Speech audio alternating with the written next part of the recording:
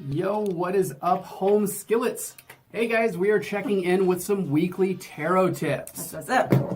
And also for a feel-good hangout with you guys, just to have some fun and to stay sane and just vibe together because we're lonely up in the house. We're not that lonely. No. I got this girl. She I got got this him. guy.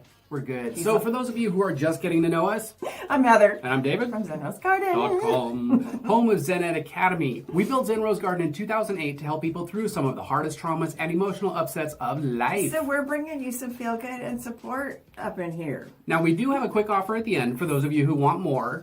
As well as some free stuff. Just to say thank you for hanging out with us. So stick around for that. Yes. As you guys come on, let us know that you're here with a hashtag live tribe, or if you're watching on the replay, hashtag replay fam. And if you have any questions, drop them in the comments as we go. As we go through this tip of the day, I want you to drop the emoji that you think fits it best. We're going to play a little game, and we want to pick out the favorite emoji. We're going to pull a card for you. I want to talk today about the symbolic language of tarot and how to connect to it, because I think we make it a lot harder than it needs to be. A lot of people make it too simple too, so I like to kind of strike the balance so it makes it easier to learn. And it's kind of crazy how it's like a window to the soul kind of opens up when the right card appears for you when you're in a tarot reading. And that's because tarot is really this collective spiritual art form. I like to think of it that way. That's been created by generations of mystics and visionaries and artists and some fortune tellers, some shady people too, over the course of 600 years of history, right? But the tarot itself, even though it's got history and symbolism and it's very rich in story, emerges in every moment as you connect to the unique energy of the present reading. So, but I want to talk about symbols today and how to get us past our intimidation of the symbols of the tarot. And because there are symbols that are specific to the tarot that you're going to learn on the journey of tarot. But until then, we approach the tarot language from the outside in, simple to complex. And this understanding happens on a lot of different levels because tarot is rich and it's also flexible and it spans the range of internal and external human experience. And right now we're experiencing a lot of humanity right now, right? We are experiencing humanity. We're experiencing the whole extraness of humanity. Or is it Zoomanity? Like it's humanity and humanity is happening right now. But how do you tap into that, right? So we did a YouTube video, I think about a week ago about symbols, and I wanted to talk a little bit more about it. And we also gave a big, one of our master classes in Zen Ed Academy a week or two ago. Some of you that are here remember on the Hierophant. But here's how you do. You subconsciously, all the time, if you're connected to the tarot, you tap into this 600-year-old library of tarot collective unconscious. And memory kind of draws on every tarot reader as you tap into that magical space. And every tarot scholar ever, right? And it seems like magic in the moment, but there's levels of symbolism if you want to break it down to logical. Let's get logical. So you got universal symbols, right? Universal symbols are symbols that we all connect to. We see them as a human race and they mean something to us in general.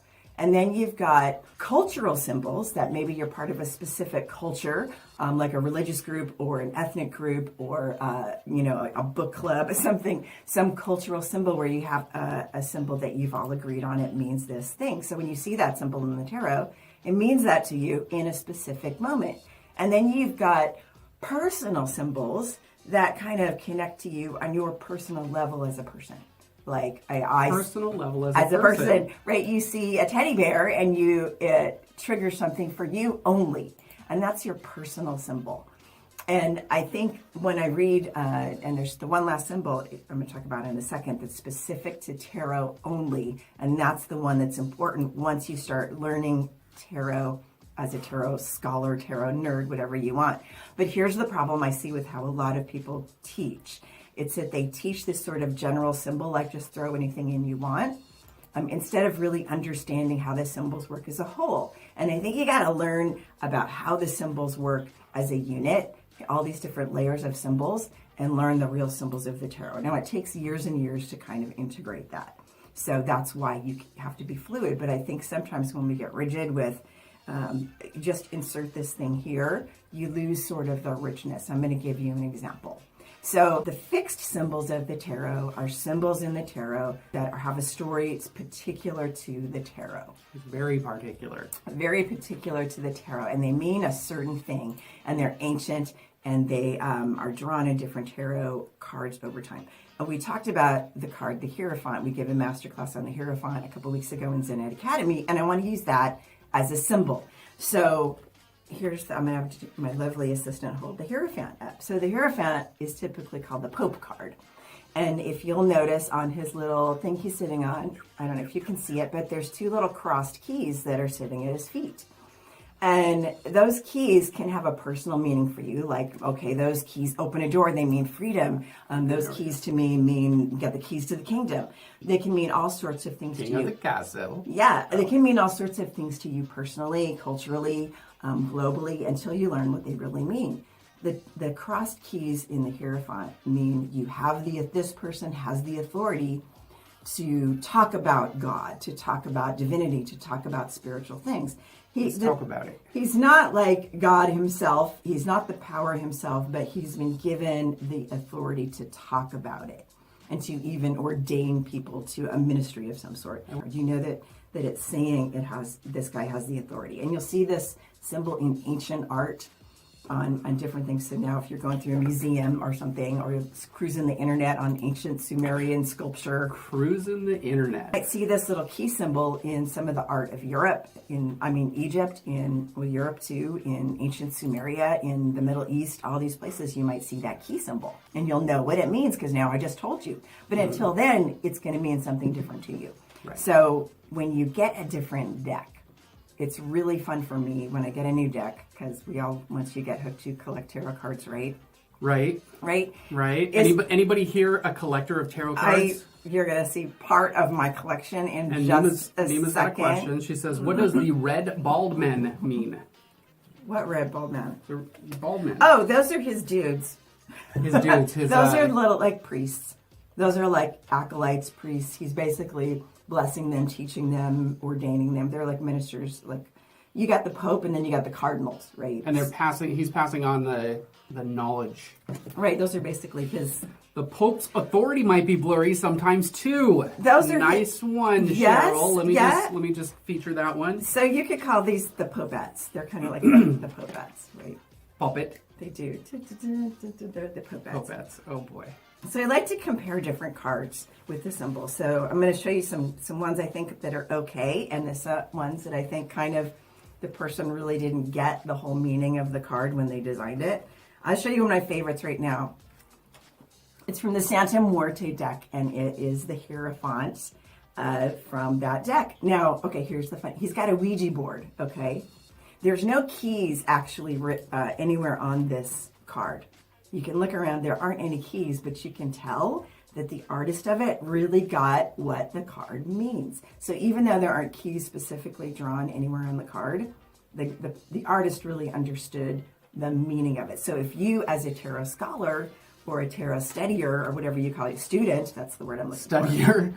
I'm a tarot studier. If you know about the meaning of the keys, you can kind of go, oh, okay, I get it. There aren't keys in here, they're implied, but I get it. It's like, it makes sense, right? Mm-hmm. And then you've got this guy who's the vampire tarot, Hierophant. It's sort of a little bit goes to the left. It's not quite expressing the same meaning, but it does it fairly well, okay? So I'm going to show you another one. We're just going to go rapid fire. This one is from the Mother Piece. It doesn't show the keys either, but it's got all sorts of symbols that relate to different religious systems, which is kind of what the Hierophant is about. It's talking about different religious systems, how the person who expresses that can either be corrupt or they can express it really well. Basically, we're human and we can only express the divine as well as we can in the human body, right? And then you've got this one, which is from Doreen Virtue's Angel Tarot. This one, I think, this one has the keys on it. You can see the keys like kind of down at the bottom. Like, see the keys? They're really kind of blurry and they're super subtle. Yeah. And the Hierophant in this card is expressed by Archangel Sandalphon. So to me, this card... Sandalphon. That sounds like a beach moment. Don't go to the beach too early, kids. No. Make sure you're cleared. So this one, I think, almost feels more like the Hermit card to me. Even though it's got the keys, it doesn't really feel like the Hierophant vibe, but the keys are right. So see what I mean? There's like, as you compare different cards, you can get different vibes. And I'm going to go back and show you the original card, and you can kind of feel how some of them speak to the archetype better than others. And this is my point. This one is from John Holland's Psychic Tarot. And I think to me, this one almost totally misses the point. Because it feels almost like something out of the Cups cards. It feels like it's the Hermit almost. It's got the dog. I think it's a nice card, but Wisdom, it just kind of, there's no room for the shades of dark and light in this card. So what I like to look for when I get a new deck is the possibilities of shades of dark or light, because all of the cards can be positive or not, I don't want to say negative, but they have shades of dark or light. Is the situation expressing itself good, or is it expressing itself being bad? So I hope that makes sense. Drop your emoji. What fits best? What emoji fits best? That's not a Hierophant, that's Friar Tuck. Mm-hmm. Yeah, very much so, very much. Me personally, now someone else might speak to differently, but to me, it doesn't feel like it fits the story of the Hierophant. Yeah, Friar Tuck going around and converting people. That's kind of more what that is. I think the one I feel that it fits the best is this one. I feel like that card expresses who the Hierophant is the best. I'm teaching something that's divine, but I'm still only human, right? So forgive me if I screw it up. More human than human. Shades of dark and light. Okay, so that's Friar Tuck. Real good. Yeah, so drop your emoji that fits this topic or this tip the best. And we're going to pick one here in just a moment. The Devil Angel. I'm going to pull one for Naya because she's got a devil and the angel. There we go. So Naya, all right, Naya, I pulled for you the reverse 3 of Swords, which it feels like there's some heart healing going on. The 3 of Swords upright is really about, there's a third energy that's coming into your relationship, your business, your life, that's sort of disrupting things. It's about heartbreak, it's about loss. But reversed, I pulled for you, it feels like you're going through some heart healing, you're eliminating some external or internal factor that's been disrupting your flow. You're like, no more, bitch, I'm cutting you out. Whatever that is, it could be a third factor in your relationship, it could be a third factor in your psyche, like a bad thought that keeps disrupting your nice internal masculine feminine balance. But whatever it is, I like it. It's a good thing. Keep doing your internal work because it feels like you've got a lot of joy, even though you might be sloughing off some layers of like, ooh, I thought that fit, but I don't really think it fits anymore. Let me like heart flush it out. And I feel like it's going to open up with like some really beautiful joy and love and self-love and love for others. Like you're going to bubble out. And now we have Apple Tot. I'm just gonna put this on the screen because Apple Tot. I don't even know what that means. Give me your tots. Well, because it's Apple Tot, like Apple Tots. Now I want apples. Now I want a hot toddy made with apples. I want apples and tots right now. Oh. Yes, Naya. Okay, I'm so glad that you resonated. I think I want to pull another one for somebody though. What? Give me the second best emoji. Okay, the second best one is where to go. I got it. I'm just in the mood. Hold, please, for the next available Nima. I don't have any glasses on, so I can't really see people's emojis that well. Nima. Oh, okay. All right, Nima, get ready for this one. Okay, so I pulled the Moon card for you. The Moon card is about emotions and like getting deep into, and I feel like you've been doing shadow work for a while now, but I feel like this is sort of a lighter layer of shadow work because like our deep shadow work can be the Tower, it can be the deeper, darker cards, but the Moon is sort of I think Nima might go and moon her neighbors personally. Yeah, I was just thinking that I wasn't going to say it out loud. Don't be mooning people. But the Moon it's about shadow work. It's about stuff coming from the bottom. It's about balancing the feminine, but it's really about emotions. And there's a lot of emotions going on right now. So it's sort of a given for everybody. I feel like the world is doing shadow work. This is not the world card. But I feel like I'm pulling a qualifying card for you. Okay, it could be shadow work around finances and about taking care of your money and your family. Because I pulled the 4 of Pentacles to go with the Moon. So it could be, yes, emotional because you've been doing emotional shadow work for a while. But I feel like now that emotional shadow work is moving into how do I provide for myself? How do I create a business in this new world? That kind of thing. I hope that resonates with you. Let me know if that resonates. Says, I feel so lucky. Yeah. But I like the Four of Pentacles. We can look at either being stubborn Yeah, or being conservative and smart with your money. I feel like it's about being conservative and smart with your money, and you're doing some real thinking about your emotions around abundance and But money. the real thing is, don't moon your neighbors. So I was Don't surprised. moon your I was neighbors. surprised that a money card came out with the moon, because I'm like, you're working on. Thank yes. you. Yes, I am abundant mantra. Okay. Okay. Awesome. Because usually emotions will come up around love, the moon card around love or family trauma or that, but I felt like more it's like how do I move forward in the world? Amazing, right on target. Good. Amazing, Sometimes right on cards target. pull out in a row and you're like, that to me, that doesn't make a logical sense, but that's what the cards say. And this is very important to note, that it really, really helps to involve your client in the reading, because these cards are not read for you unless you're doing a reading for yourself. When you're doing a reading for your client and you don't involve the client, you're leaving so much information on the table, you're leaving so much connection on the table, you're leaving so much opportunity for your client to become involved in the process and involved in the reading.